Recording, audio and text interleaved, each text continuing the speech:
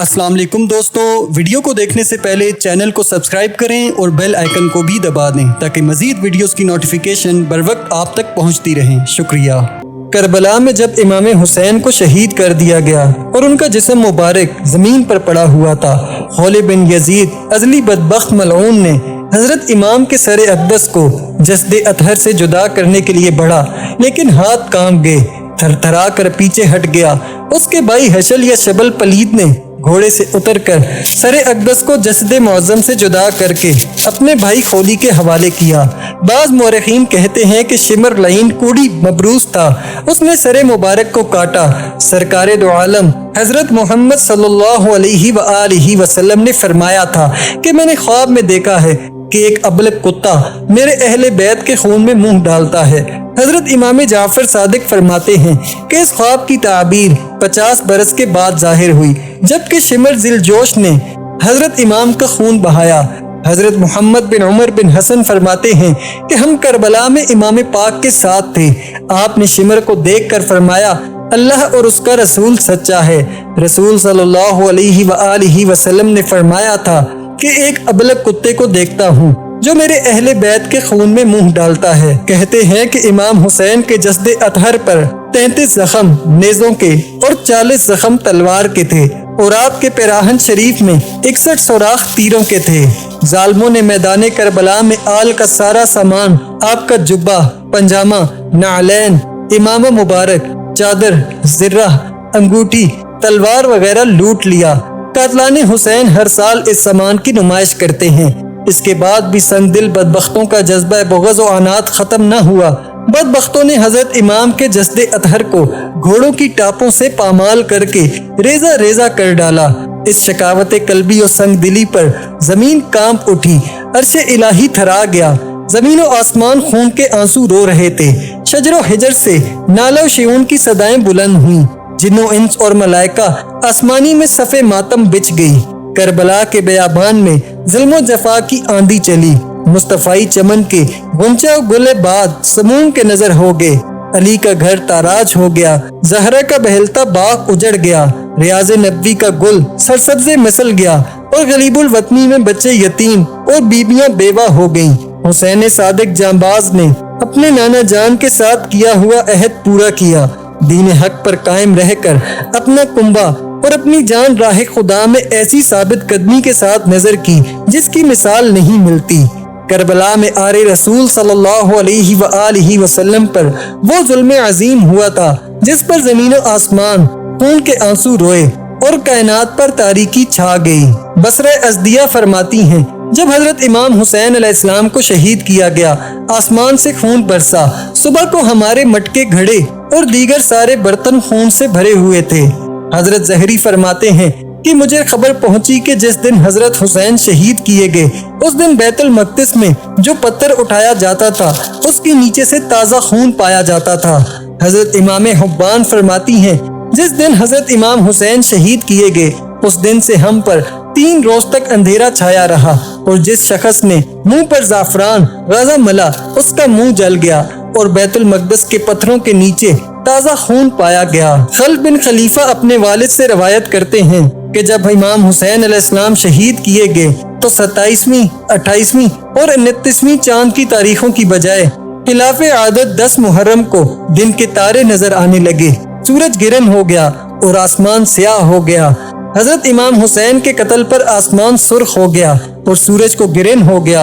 यहाँ तक कि दिन के वक़्त तारे नजर आने लगे और लोगों ने गुमान किया कि क़यामत कायम हो गई है। और शाम में कोई पत्थर नहीं उठाया जाता था मगर उसके नीचे से ताज़ा खून देखा जाता था। इब्ने सीरीन फरमाते हैं कि बेशक पूरी दुनिया पर 3 दिन तक तारीकी छाई रही, फिर आसमान पर सुर्खी जाहिर हुई। बेशक आसमान ने खून बरसाया और इस खून की बारिश की सुर्खी कपड़ों से पुर्जे पुर्जे होने तक ना गई। हजरत अली बिन सहर अपनी दादी से रवायत करते हैं, वो फरमाती हैं कि मैं हजरत हुसैन की शहादत के दिनों में जवान लड़की थी, कई रोज तक आसमान पर रो दिया था। बाज़ मौरख़ीन ने लिखा है कि 7 रोज तक आसमान खून के आंसू रोया। उसके असर से दीवारें और इमारतें रंगीन हो गईं और जो कपड़ा उससे रंगीन हुआ اس کی سرخی پرزے پرزے ہونے تک نہ گئی۔ امام سیوطی فرماتے ہیں جب حضرت حسین کو شہید کیا گیا تو 7 دن تک دنیا تاریک رہی، دیواروں پر دھوپ کا رنگ زعفران رہا اور ستارے ایک دوسرے پر ٹوٹ کر گرتے رہے، اور آپ کی شہادت یوم عاشورہ میں ہوئی۔ اس دن سورج گرہن لگ گیا، 6 ماہ تک برابر آسمان کے کنارے سرخ رہے، پھر وہ سرخی تو جاتی رہی مگر افق کی سرخی اب تک برابر موجود ہے، اس واقعے سے پہلے نہیں دیکھی جاتی تھی۔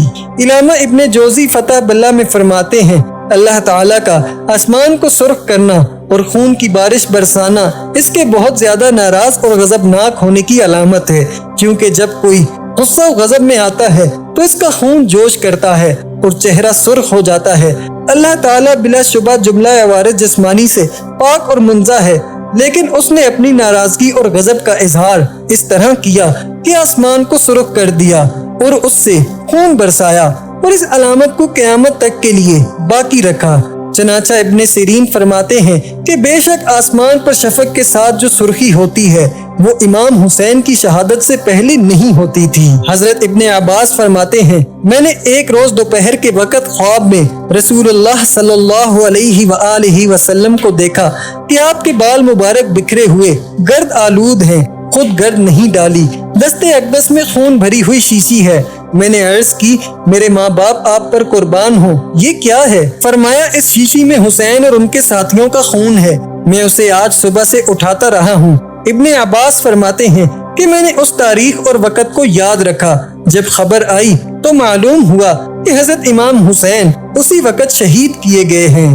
حضرت سلمہ فرماتی ہیں کہ میں ام المومنین حضرت ام سلمہ کے پاس آئی تو وہ رو رہی تھی۔ میں نے کہا آپ کیوں رو رہی ہیں؟ فرمایا میں نے رسول اللہ کو خواب میں روتے ہوئے دیکھا ہے اور آپ کے سر مبارک اور ریش اقدس پر گرد و غبار ہے۔ میں نے عرض کیا یا رسول اللہ یہ کیا حال ہے؟ فرمایا میں ابھی حسین کی شہادت گاہ پر گیا تھا۔ حقیقت یہ ہے کہ اس طرح کا المناک سانحہ اور جان کا حادثہ حضرت آدم علیہ السلام سے لے کر کسی نبی کی اولاد کے ساتھ پیش نہیں آیا۔ پھر اگر زمین و آسمان خون کے آنسو روئیں اور جنوں انس طرف اٹھیں اور جہاں تیرا اتار ہو جائے تو کون سی تعجب کی بات ہے؟ چنانچہ ام المومنین ام سلمہ فرماتی ہیں میں نے جنات کو حضرت امام حسین پر روتے ہوئے اور نوح کرتے ہوئے سنا ہے۔ وہ کہتے تھے ترجمہ اے قاتلو تمہارے لیے سخت عبرتناک عذاب کی بشارت ہے، تمام اہل آسمان ملائکہ تم پر دعائے ضرر کرتے ہیں اور سب انبیاء و مرسلین وغیرہ بھی بے شک تم پر لعنت کیے گئے ہوں۔ حضرت داؤد موسیٰ اور صاحب انجیل یعنی عیسیٰ علیہ السلام کی زبانوں پر بھی تمہارے لیے لعنت ہے۔ نیز انہی سے روایت ہے کہ یا تو میں نے حضور صلی اللہ علیہ وآلہ وسلم کی وفات پر جنوں کو نوحہ کرتے ہوئے سنا تھا، یہ حضرت امام حسین کی شہادت کے موقع پر سنا اور وہ روتے ہوئے کہتے تھے ترجمہ اے آنکھ جتنا ہو سکے رو لے، پھر شہیدوں پر کون روئے گا؟ ظالم کے پاس ان بے کسے غریبوں کو موت کھینچ کر لائی ہے۔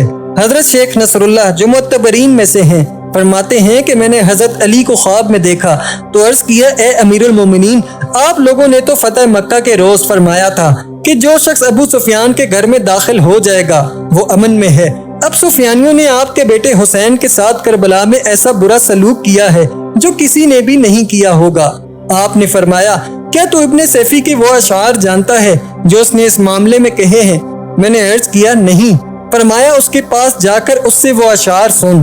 میں بڑی حیرانی کے ساتھ بیدار ہوا اور پھر اس کے دروازے پر پہنچ کر آواز دی، وہ باہر نکلا اور میں نے اس کو اپنا خواب سنایا تو وہ سن کر اتنا رویا کہ اس کی ہچکی بند گئی اور کہنے لگا خدا کی قسم یہ اشعار میں نے آج رات ہی کہے ہیں اور ابھی تک ان کو مجھ سے کسی نے نہیں سنا۔ جب ہم مالک اور با اختیار تھے تو معاف کر دینا ہی ہمارا طریقہ و شیوہ رہا، اور جب تم مالک و با اختیار ہوئے تو تم نے خون کی ندیاں بہا دی، تم نے قیدیوں کا قتل حلال جانا، اور اکثر ہم جو گزرے قیدیوں پر تو ہم معاف کرتے اور درگزر کرتے رہے۔ ہمارے اور تمہارے درمیان یہ تفاوت کافی ہے، اور بے شک ہر برتن سے وہی ٹپکتا ہے جو اس میں ہوتا ہے۔